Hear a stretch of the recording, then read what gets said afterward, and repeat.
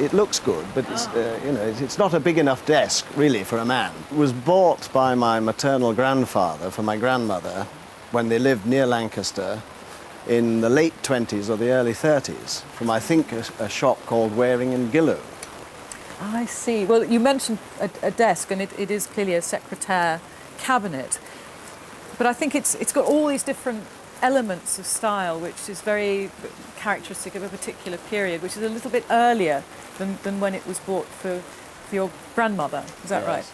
Because this sort of gallery at the top, very open, very tall gallery, is quite arts and crafts in character, which takes it back to the 1880s, 1890s. And in lots of ways, the sort of angularity of it is very related to arts and crafts furniture. Yes.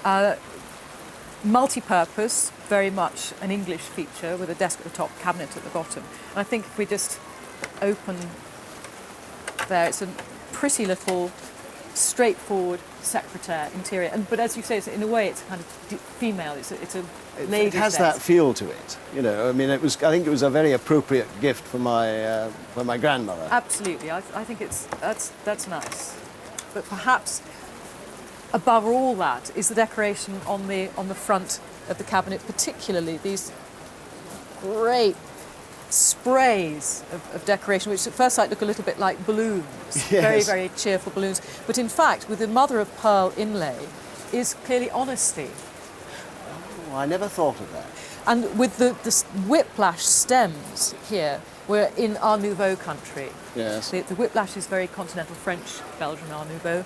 The angularity here is more secessionist Viennese Art Nouveau, all coming together in something which has got a slightly arts and crafts character and makes it very English, I think. I'm sure this is an English piece. And then down here, cabinet part, little doors. I know, I think that is so smart. Yes, I've loved that all my life, since being able to crawl around and notice it. That is very sexy, I think.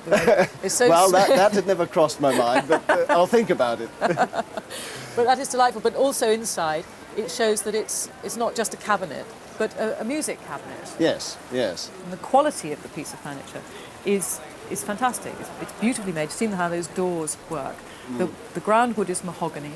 Now, I don't know who made it. You mentioned Waring and Gillow, which is a company that really established itself in the late part of the 19th century, but it's not particularly the kind of style I associate with them. Well, I understand from my father, whom I asked just the other day, that this may not have been new when it was bought there at that time, because they also sold second-hand furniture. Excellent, because I think that it was probably literally second-hand when he bought it, made around at 1900, 1910, and quite expensive when it was first made. Now, I think you would certainly put, for insurance purposes, at least £3,000 on it. And it's the kind of thing that I think is increasing in interest in the collector's market. So it's a lovely little piece of furniture. Thank you very much for bringing it. Very interesting.